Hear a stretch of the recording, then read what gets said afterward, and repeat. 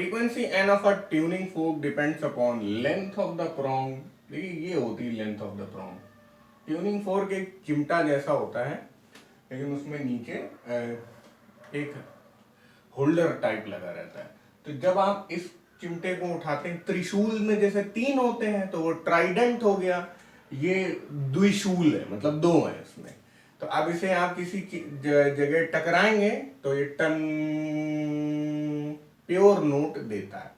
जब हम लोग साउंड्स पढ़ेंगे तब आपको दिख जाएगा, ये क्लास 11th में ही मिल जाएगा आपको ये. तो अब ये लेंथ ऑफ प्रॉन्ग है. फिर ये और किस पे डिपेंड करता है? यंग्स मॉडुलस पे और डेंसिटी पे.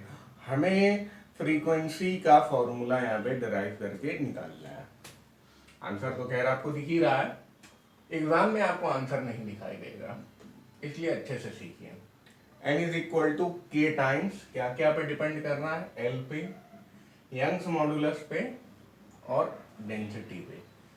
अब k तो कांस्टेंट है, ये a हो गया, ये b हो गया, ये c हो गया. 3 चीजें हो गई, तो 3 के हिसाब से सॉल्विंग हो जानी चाहिए. अब सबकी डायमेंशन लिख लो. इसकी क्या होगी? ये नंबर ऑफ ऑसिलेशंस पर सेकेंड है. तो इसकी अगर डायमेंशन आप लिखोगे तो ये आ जाएगा m, l और t. t की पावर -1 होगा, m0 l0 हो जाएगा. कैसे? ये 1/t है ना, नंबर ऑफ ऑसिलेशंस पर सेकेंड, तो सेकेंड नीचे आ जाता है. ठीक है, पता ही है आपको. अब k का तो चलो 1 ही लिख लो. l लेंथ है, उसका भी केवल l लिख लो, l to the power a. Young's modulus अभी बताता हूं मैं. और डेंसिटी जो है वो है mass upon volume, l to the power -3. इसकी भी पावर c. चलो, यंग्स मॉडुलस क्या होता है? वो होता है कोफिशिएंट ऑफ इलास्टिसिटी.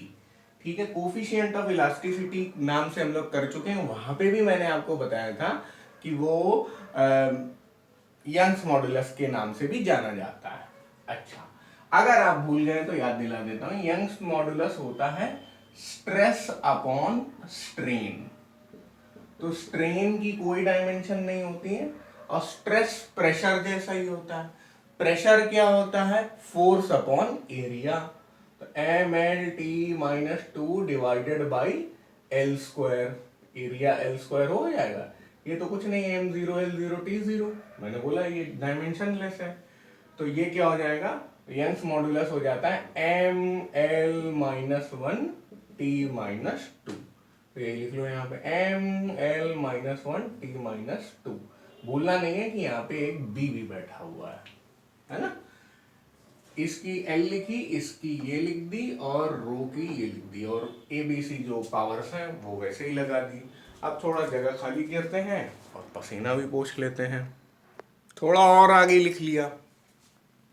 अब आप देख सकते हैं कि ये तो वैसे ही आ गया. L को एक साथ कर दिया, L की सारी पावर्स को, M की सारी पावर्स को, और T की सारी पावर्स को एक साथ कर लिया. इनकी पावर, m की पावर, l की पावर और t की पावर कंपेयर किया. 3 इक्वेशन आ गई. सब कई बार कर चुके हैं हम लोग. b इज इक्वल टू 1/2 आ गया. पहला काम का रिजल्ट यहां से दिख रहा है. अब उसके बाद इसको अगर हम लोग इस वाली इक्वेशन में रख देते हैं, इसी बात को यहां रख देते हैं, तो c की इक्वेशन आ जा, c का जो वैल्यू आ जाती है वो -1/2 आ जाती है ना. 1/2 यहाँ रखोगे तो c अपने आप -1/2 आ जाएगा. अब इसमें a और b दोनों को इसमें रख लिया जाए. विंडोज, इन्हें थोड़ा शांत करा दिया जाए. चलो, अब देखो, चलो 0 इज इक्वल टू a नहीं मालूम था, b की जगह रखा 1/2, -3 की जगह और c की जगह रखा -1/2. ठीक है भाई. तो 0a -1/2 प्लस 3/2, तो 1.5 में से 1 गया, क्या हो गया? +1. a की वैल्यू हो गई -1. तो अब सब कुछ हो चुका है, सारा ही काम हम लोगों ने कर लिया है. थोड़ा सा यहां से शुरुआत करते हैं. n is equal to k times l to the power a यानी -1, y की पावर यानी यंग्स मॉडुलस b की पावर 1/2 और रो की पावर -1/2।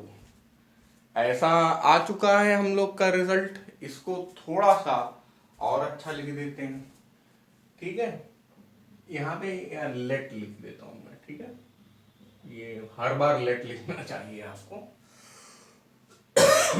अच्छा, अब n इज इक्वल टू आ जाता है क्या, k सही सलामत है, ये 1/l है, और y to the power 1/2 under root y हो गया, और ये -1/2 अंडर रूट रो हो गया।